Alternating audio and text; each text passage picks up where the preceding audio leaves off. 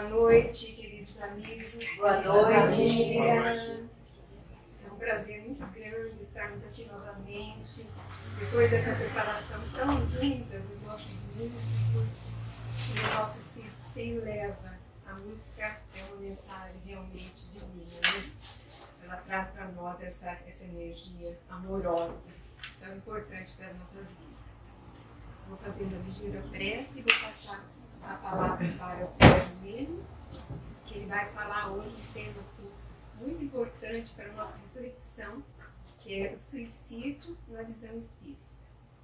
Então vamos elevar o nosso pensamento a Deus, a Jesus, nosso divino amigo, agradecendo por estarmos aqui mais uma vez, participando dos nossos trabalhos, recebendo esses amigos tão queridos e sentindo a vibração dos amigos espirituais também, dos nossos mentores, da visita que previamente já vem preparar o nosso ambiente.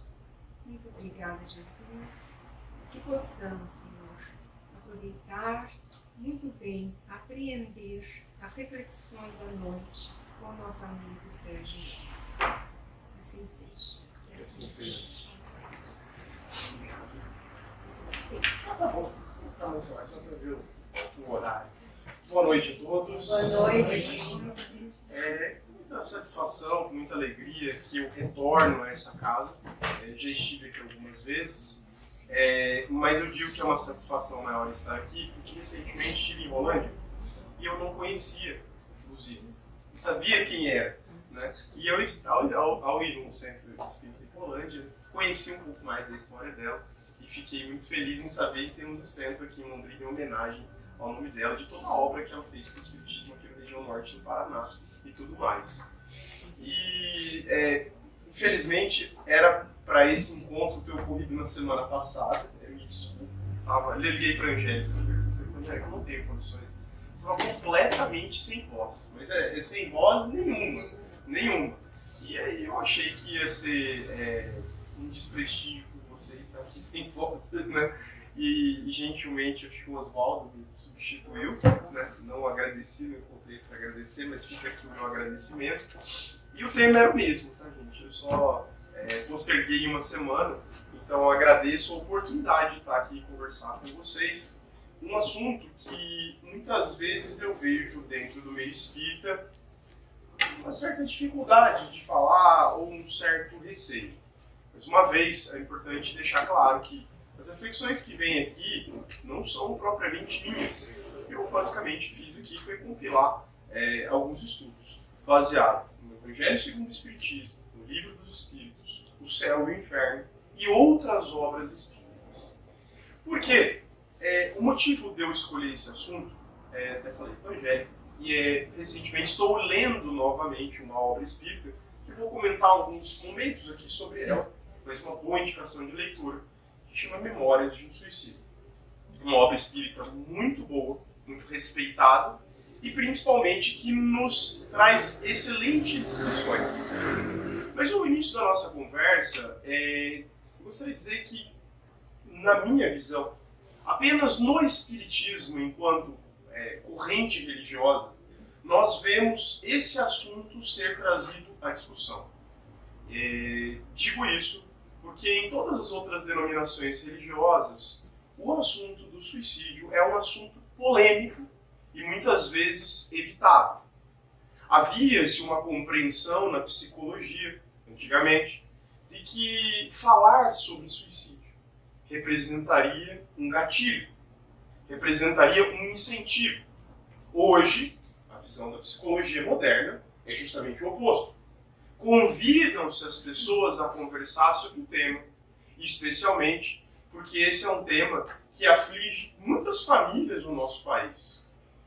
É curioso notar como, até antes de entrar na visão mais espírita da coisa, como o nosso planeta vive uma silenciosa pandemia de problemas do espírito, da psique, e que muitos desses problemas convergem para o suicídio. Eu lembro de um episódio que eu conversava com uma pessoa, e depois eu vi outras pessoas relatando o mesmo, de que alguns anos atrás essa pessoa esteve no Japão. E o Japão é um país que tem sintomas, por assim dizer, de mundo desenvolvido, de planeta não mais de provas e expiações. Os serviços públicos são muito bons, o trem funciona no horário, não vê lixo na rua, baixíssimo índice de violência, ruas muito organizadas, pessoas muito educadas, um povo em si muito ordeiro. Dá a impressão de que, olha, estamos aí, ó, o futuro é isso. Mas uma coisa choca a quem vai ao Japão e permanece lá por mais tempo. De ver o problema que a sociedade japonesa hoje tem, e não é de hoje, mas que se agravou nas últimas décadas. Com o número de jovens, crianças, adultos e idosos que atacam, que atentam contra a sua própria vida. Um parque no Japão, um ambiente infelizmente conhecido, em que as pessoas vão lá retirar a sua própria vida. E você vê um país que a princípio teria materialmente um grau de desenvolvimento melhor que o nosso, problemas que nós não temos, quer dizer, problemas que nós temos, eles não têm. E nem por isso é um país que vive um momento bom nesse aspecto. Até nas obras espíritas lá, né, quando a gente vai ver sobre a transição planetária, uma das características da transição planetária é justamente o aumento de problemas da psique humana e do índice de suicídio. Não dá para afirmar em que estágios estamos da transição planetária, eu não estou aqui nem para fazer ilações sobre o assunto.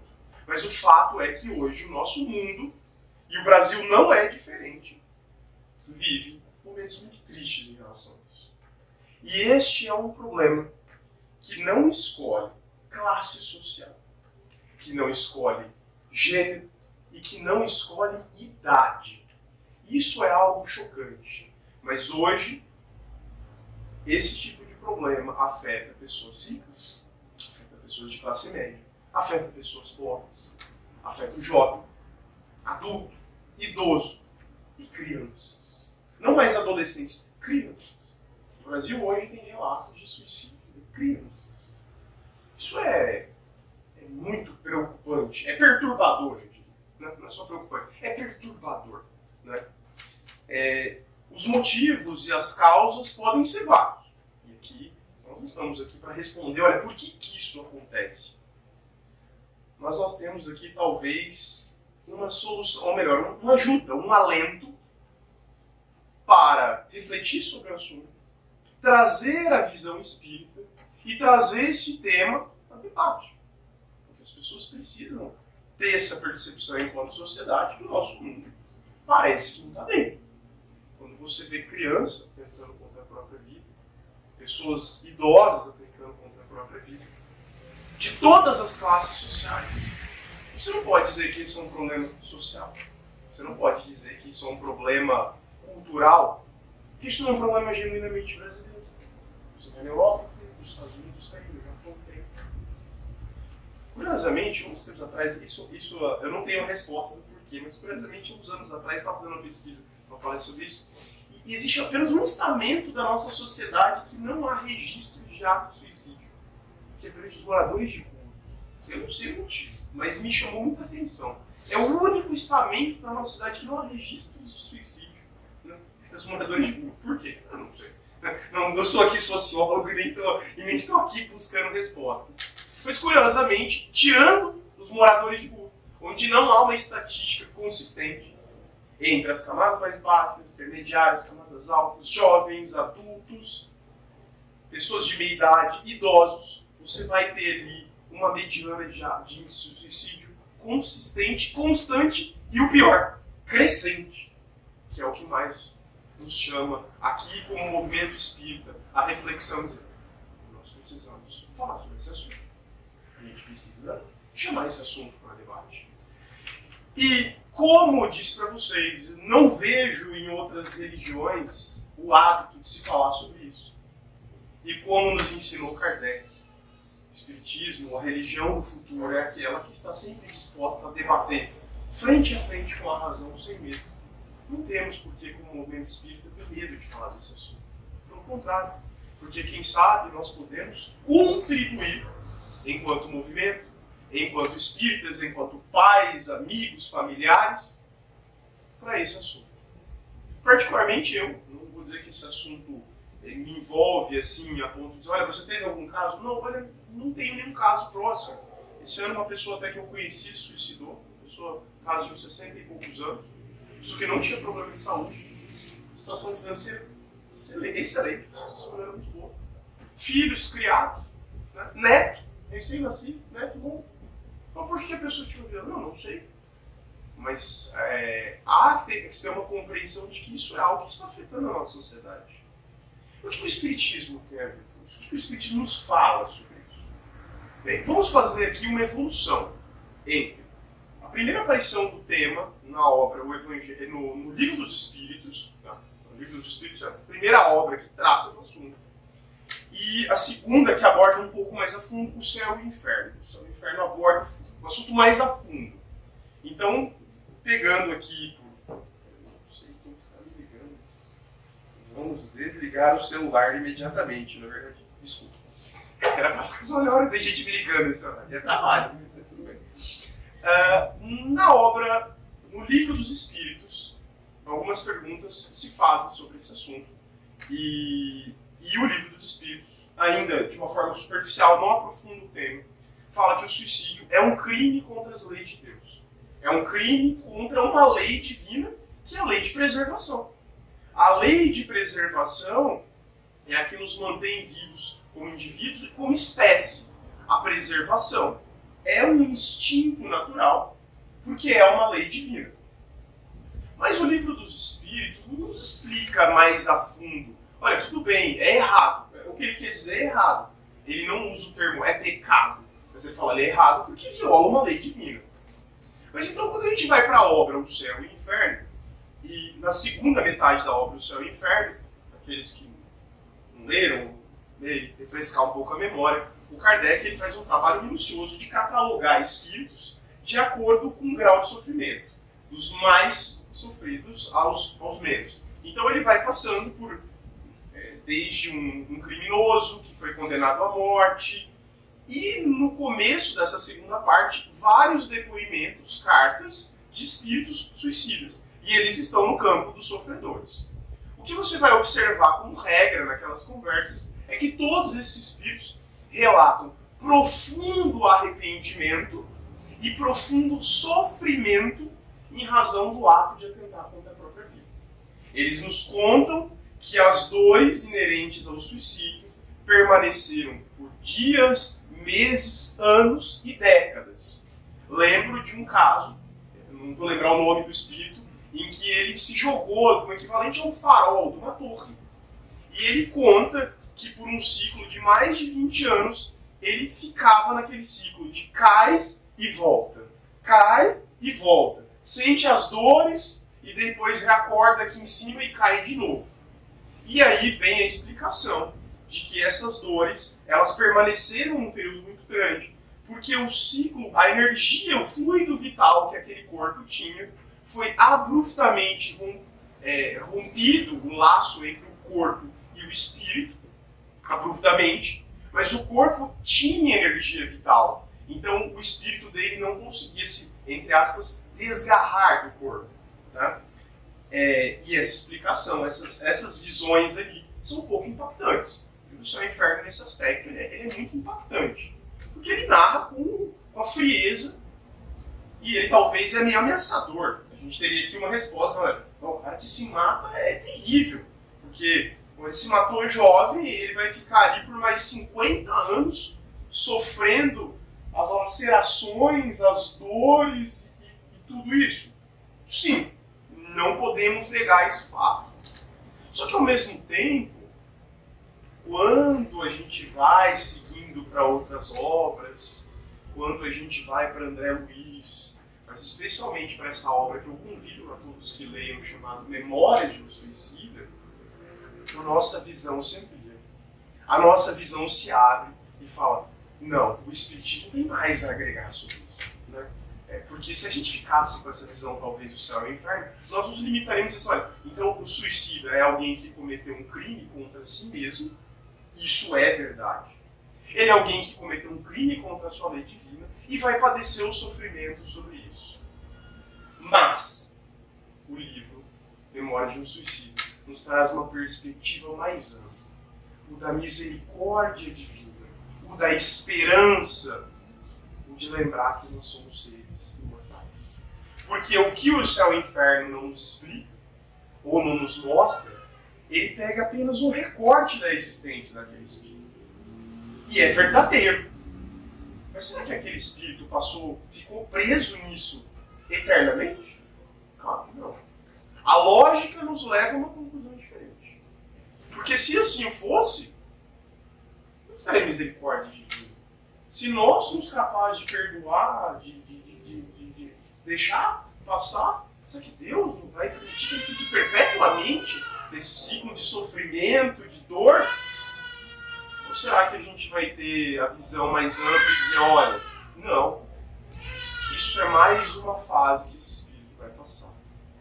No livro Memórias de um Suicida, a gente começa com uma visão impactante, mais uma vez. O nosso personagem, o Camilo Cândido Botelho, que é o pseudônimo de um poeta português chamado Camilo Castelo Branco. O Camilo Castelo Branco era um poeta português do século XIX. E no final do século XIX, início do século XX, ele padeceu da cegueira. Ele teve um problema de saúde e ficou cego. Já com uma idade mais avançada. Mas não aceitando a cegueira, não aceitando essas limitações que a cegueira põe, ele tirou a sua própria vida. E o livro começa contando os episódios da vida dele a partir desse desencarne abrupto. E a primeira cena, que ocupa ali os 20 primeiros capítulos, 20 primeiras páginas do livro, é ele no velório dele. É impactante isso. Porque ele narra o velório dele. E o corpo indo ao cemitério, o corpo descendo, ele não entender o que está acontecendo, e o tempo vai passando, há uma espécie de deturpação, uma dilatação temporal. Ele não sabe dizer o tempo, quanto tempo passou, e ele começa a sentir o corpo dele se corroendo, se apodrecendo, e daí para baixo. Tá? Não parar por aqui, porque é daí para baixo. Tá? Passado um tempo, ele consegue se afastar um pouco dos despojos dele, ele usa esse termo, os restos dele, e ele vai para um vale. Segundo ele, esse vale é um vale que congrega suicidas tanto da Península Ibérica quanto da América do Sul. E nesse vale ele permanece por anos. E ele vai ver gente que se jogou embaixo de trem e está cortado ao meio. Ele vai ver gente que se matou com veneno, com tiro, catalogando.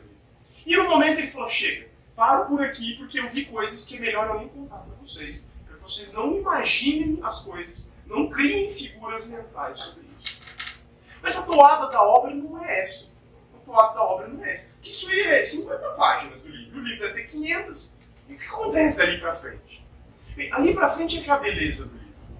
Porque ali nós vamos ser convidados a assistir a história de diversos personagens, não apenas o Camilo, ele é o principal, mas outros, que são pessoas que em Portugal, em algum momento, tiraram a própria vida e são acolhidos em um hospital, sob os auspícios, sob a proteção de Maria de Nazaré. Maria de Nazaré, um hospital para acolher essas pessoas. E nesse ciclo desse livro, dessas pessoas, desses personagens, nós começamos a observar uma sequência de atos que mudam os personagens, mas cada um deles parece que passa pelas mesmas etapas. A tomada de consciência do ato que praticaram. E o Camilo diversas vezes nos narra que ao tomar consciência do ato que ele praticou, ele percebe o quanto ele foi infantil, o quanto ele foi imaturo, o quanto ele foi egoísta e o quanto ele foi, em alguma medida, covarde, por assim dizer. Palavras dele. Porque ele acreditava que ao fazer isso, ele estaria resolvendo os seus problemas. Ele estaria resolvendo os seus problemas, a sua indignação, porque ele não concordava em ficar cego. Ele estaria resolvendo os problemas da sua família. Eu sou um peso, ninguém precisa cuidar mais de mim. Eu vou estar resolvendo tudo. A minha família não precisa mais cuidar de mim, eu não sou um peso mais que ninguém. Mas ele não tinha a dimensão do sofrimento que ele causou na família dele, do sofrimento que ele causou em outras pessoas e do sofrimento que ele impôs a ele mesmo. E nesse ciclo de regeneração, eles começam tanto o tratamento perispiritual para recompor esse perispírito, quanto começam uma jornada de se reencontrarem enquanto espíritos.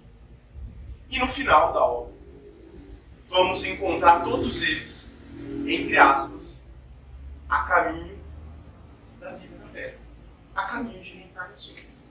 A caminho de reencarnações tortuosas. Cada um deles já sabia que teria para frente uma encarnação difícil. Difícil. Mas todos eles esperançosos. Que nessa jornada eles tomaram consciência e tinham consciência de que faziam parte de um plano maior. De que perto deles, amigos, espíritos queridos e Maria de Nazaré estaria acompanhando cada um deles. Uma outra história que eu gosto de puxar aqui, quando a gente fala sobre suicídio, e é uma história real também, né?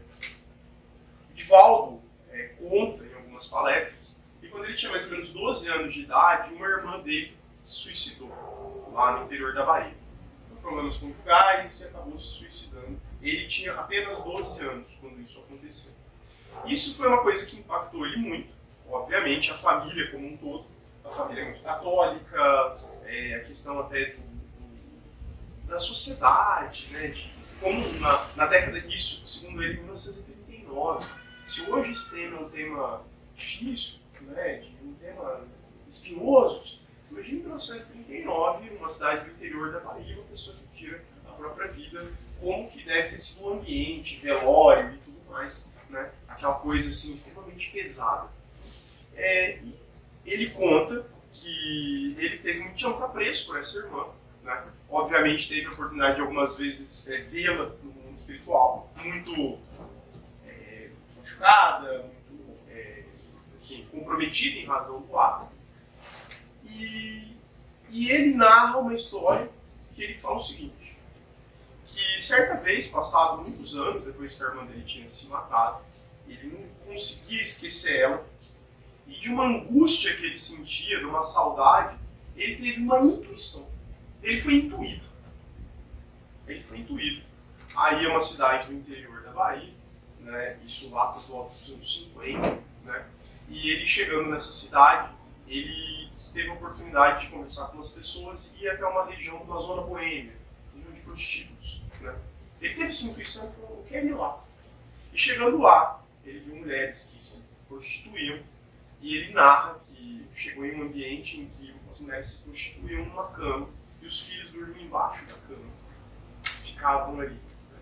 Essas crianças abandonadas. Então ele, intuído por esse pensamento, ele teve a ideia de procurar essas mulheres e pedir para que ele pudesse acolher essas crianças na sua casa, caso da Mansão do Caminho, trazê-las para a Mansão do Caminho e criá-las com todo o afeto, com todo o carinho, como se seus filhos fossem, sem permitir que essas crianças soubessem o seu passado, que as mães pudessem visitá-lo desde que, sem comentar com a criança, em contexto, ela foi ali levada àquele ambiente e tudo mais. E ele falou que ele fez isso em memória da irmã e que esse ato que ele fez reverberou no mundo espiritual e chegou até ela.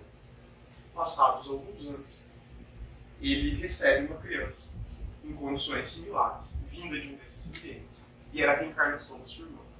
Segundo ele, ela se desencarnou com 6 anos de idade. Ela veio com sérios comprometimentos no sistema gastro e esôfago. A irmã dele se matou tomando veneno. Com 6 anos ela desencarnou. E recentemente, em uma outra palestra que eu vi, ele contou essa história de novo e disse com muita emoção ter tomado conhecimento que sua irmã tinha reencarnado novamente. Agora num novo ciclo de vida, com uma saúde mais ajustada. Como dizer, isso é uma reencarnação difícil. Mas agora ela vai ter toda uma vida inteira para começar a reparar. A mensagem que a gente busca nesses livros e nessas palestras é dizer o seguinte, que o suicídio é, sim, um ato que viola as leis divinas. Nós não podemos negar essa realidade. Mas, ao mesmo tempo, A gente não pode enxergar isso como um fim, como desespero. Não dá para você chegar para um familiar, uma pessoa que se suicidou e achar que qualquer uma dessa conversa que a gente teve aqui vai a consolar.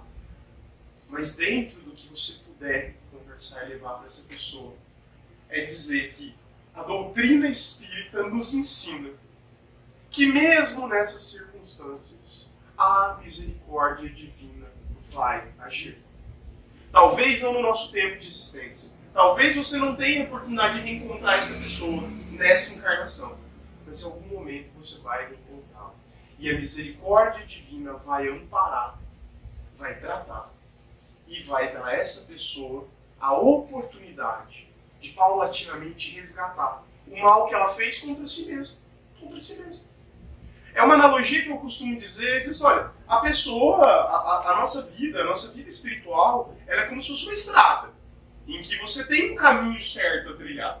E esse caminho certo são as leis divinas. Agora, a partir do momento em que você se desvia desse caminho e pega um atalho, sei lá, você sai da rota, você saiu. O seu livre-arbítrio, os seus próprios pés. E você anda. E essa rota desviada vai te levar para sofrimento, para dor, para tristeza, para tudo que você quiser imaginar. E assim como você foi livre para ir, algum dia você vai ser livre para voltar. Só que a diferença, e é o que a doutrina espírita traz diferente para qualquer outra doutrina que eu conheço, é dizer, olha, sempre o caminho de volta vai estar aberto. Sempre vão ter pessoas para te ajudar a voltar. E saiba, o caminho de volta é sempre mais curto. Porque se ele fosse na mesma proporção do seu erro, nós ficaríamos perpetuamente aqui em ciclos reencarnatórios. E o Espiritismo nos ensina que não é assim. Não é olho por olho, não é dente por dente. Porque se fosse assim, todos nós estaríamos eternamente num lamaçal. Sobe um pouco, volta, sobe um pouco e volta. Mesmo num ato tão extremo quanto a retirar a própria vida, que é talvez um dos, entre aspas, assim, o livro dos Espíritos fala isso, das agressões que você, como espírito, pode praticar, é tida como a pior. Porque ela não é uma agressão contra o próximo, é uma agressão contra si mesmo e contra a criação divina. Uma espécie de revolta contra a criação de Deus. Você está destruindo um presente que Deus te deu. Deus te deu um presente e falou, meu filho, estou te dando de graça um presente para você. E você se revolta tanto a ponto de ir lá e pegar o presente e falar, eu vou destruir isso aqui. Mas Deus fala, tudo bem, não tem problema, eu vou te dar outro. E outros tantos quando você precisar. Do mesmo jeito que você, com as suas próprias pernas, saiu da roda, eu espero que um dia você volte. E para isso eu vou colocar no seu caminho pessoas, a doutrina, seres iluminados que vão te ajudar a voltar para a rota.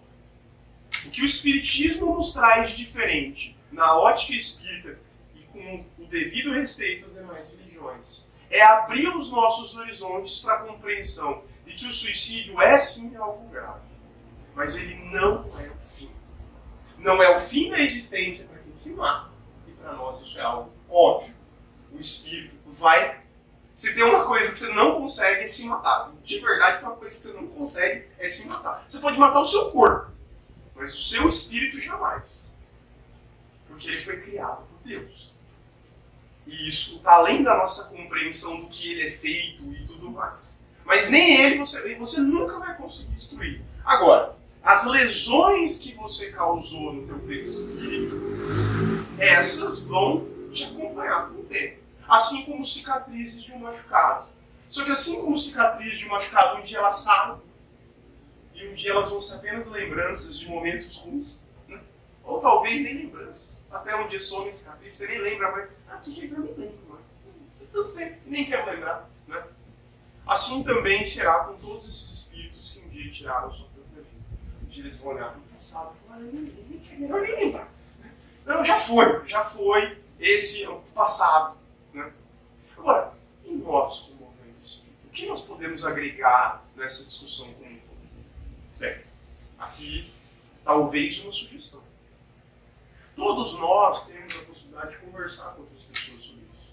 De falar abertamente, de dizer, olha, se você está passando por um problema, converse com alguém. Procure um apoio especializado. Procure uma orientação espiritual. Todos esses vínculos, a psicologia nos fala que todos esses vínculos, eles ajudam nessa rede de apoio as pessoas que estão passando por momentos difíceis.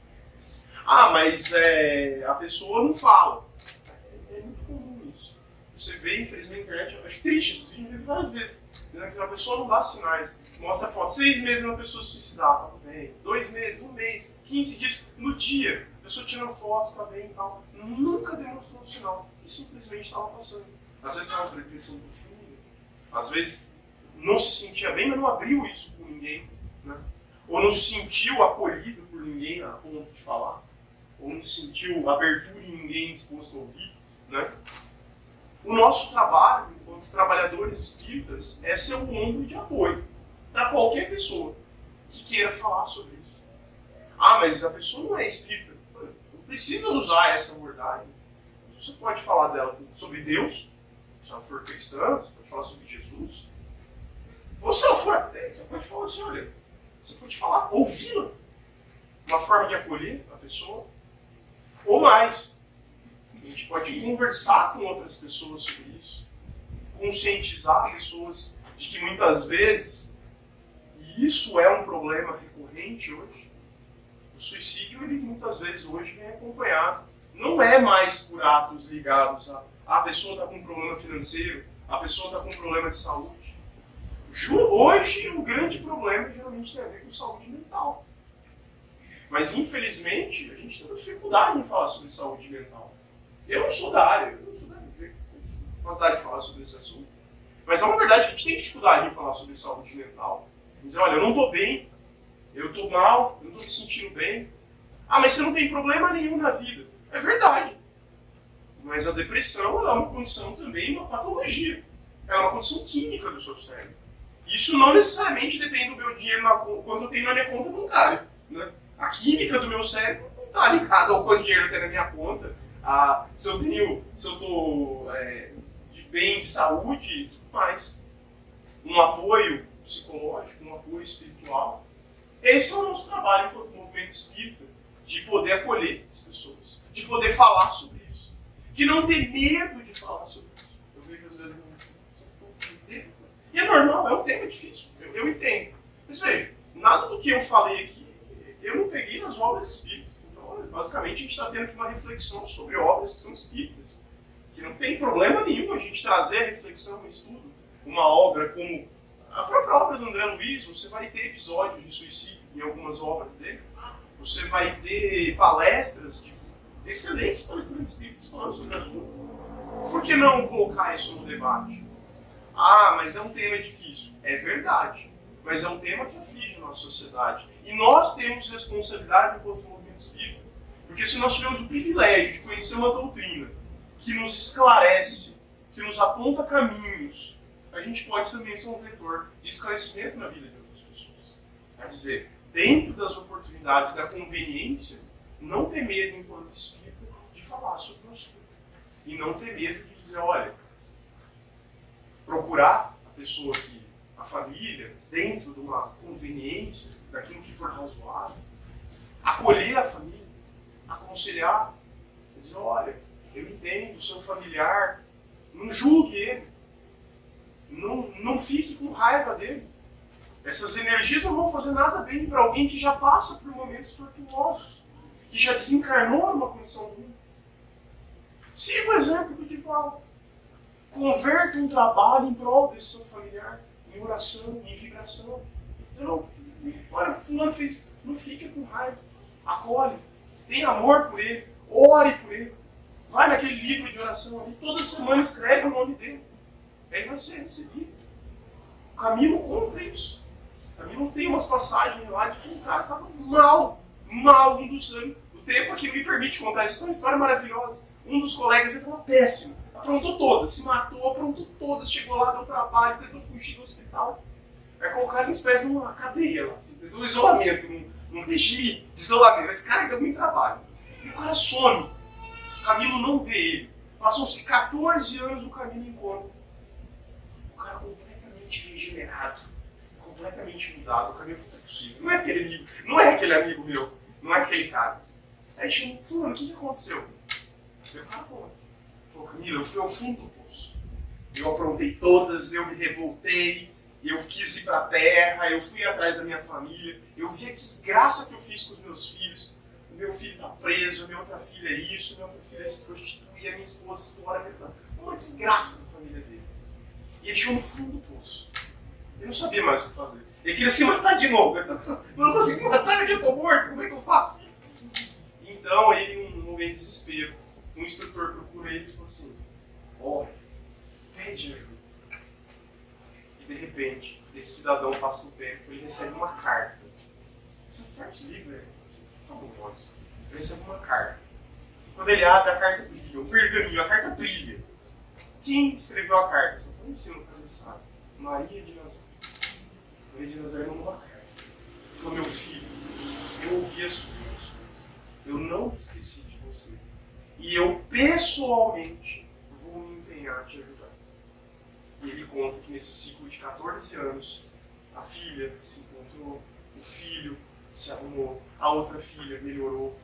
E ele, que não tinha mérito nenhum, ele falou: eu não tinha mérito nenhum, eu só fiz coisa errada. Ele se conta pro caminho e fala: eu só fiz coisa errada, mas a minha história você precisa contar. Porque a minha história vale a pena ser contada. Essa é uma história que eu acho que é bacana contar, porque às vezes você conhece uma pessoa e às vezes a gente tem uma visão meio fatalista, né? O cara suicidou, nossa, ele deve estar lá. Como é que você acha? Misericórdia divina não vai atuar em momento nenhum? Ele vai ficar lá eternamente? Não é assim. Nós temos que trazer esse consolo nosso. É a voz do Consolador prometido. Nós, como doutrina espírita, temos a voz do consolo. Dizer: olha, gente, é grave. É muito grave. Mas tenha certeza. Todo caso tem solução. Existem espíritos nobres trabalhando neste momento. Por pessoas suicidadas. Por pessoas que estão pensando em suicídio. Por pessoas que eventualmente vão se suicidar. E a gente não tem esse controle. Mas nós podemos fazer a nossa parte. De orar por elas. De vibrar por elas. De pedir por elas. De dedicar trabalhos espíritas a elas. Porque essas pequenas vibrações vão reverberar no mundo espiritual e vão chegar até esses irmãos. Sejam eles conhecidos novos ou não. Bem, estou vendo aqui mais ou menos que está dando o meu horário. E a minha mensagem final é: se esse assunto é difícil, e ele é mesmo, nós, enquanto movimento espírita, não podemos nos negar a falar sobre ele. Devemos ter muito cuidado. Eu não sou da área da psicologia, eu sei que é um assunto que pode, assim, despertar gatilhos em pessoas e tudo mais. Mas eu tenho plena convicção que, enquanto movimento espírita, a gente tem, além do dever de falar sobre o assunto, de dedicar grupos de oração, de vibração, de trabalho em prol desses irmãos. Porque esses irmãos passam por momentos difíceis, encarnados ou desencarnados. Porque certamente nesse momento aqui na nossa cidade devem ter pessoas em profunda angústia. Eu faço parte de grupo de prece. Se vocês fazem igual eu aqui, vocês devem receber toda semana mensagem de gente pedindo oração para jovem, para adulto, para idoso, para criança que está pensando em tirar a própria vida, que já tentou tirar a própria vida, ou que tentou já 2, 3 vezes, ou está internado no hospital. Todo dia isso está acontecendo nesse momento. Nós precisamos vibrar, pensar, dedicar a oração, dedicar trabalho. E, se possível, conhecendo alguém que está nessa situação, acolher a pessoa, convidá-la ao trabalho, convidá-la à prece. Porque, indiscutivelmente, o nosso mundo vive momentos muito tortuosos. E que nós precisamos, enquanto movimento espírita, tentar ser a luz na vida dessas pessoas.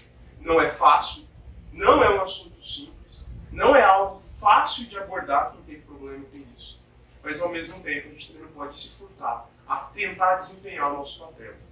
Se nenhum desses caminhos for possível, e você conhecer alguém que já tentou contra a própria vida, não deixe de colocar o nome dele no livro de oração. Não deixe de incluí-lo diariamente nas suas preces. Talvez de todas as pessoas que você faz prece, ele seja o mais necessitado. Mais às vezes do que os nossos entes familiares queridos que estão aqui encarnados entre nós. Não se esqueçam desses irmãos. Essa é a mensagem que eu gostaria de compartilhar com vocês.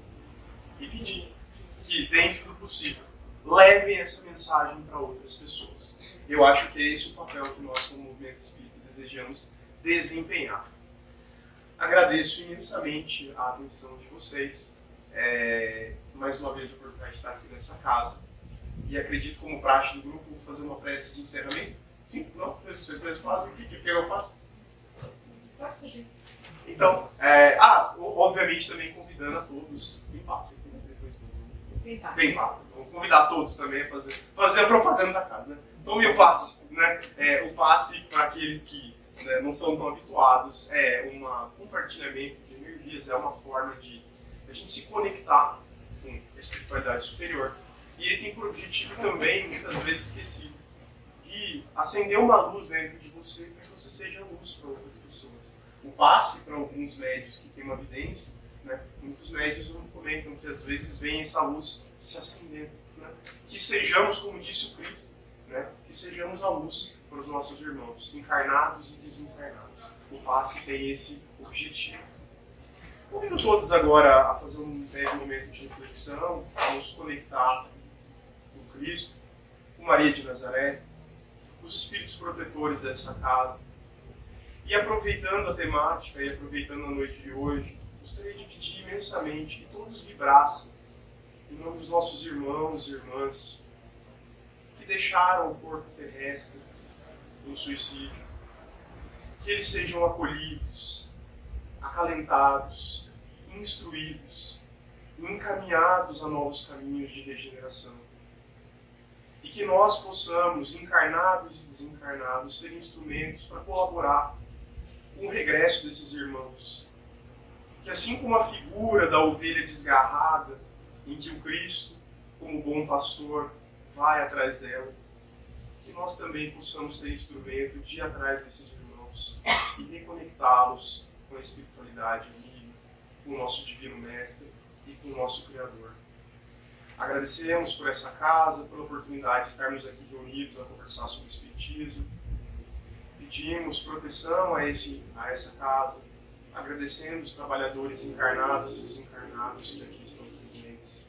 Que continuem nos abençoando e nos protegendo durante o trabalho do passe. E que essas energias que provêm do alto conosco compartilhadas sejam também levadas às nossas casas, aos nossos amigos, aos nossos familiares, aqueles que sofrem, aqueles que precisam de nós. Que assim seja.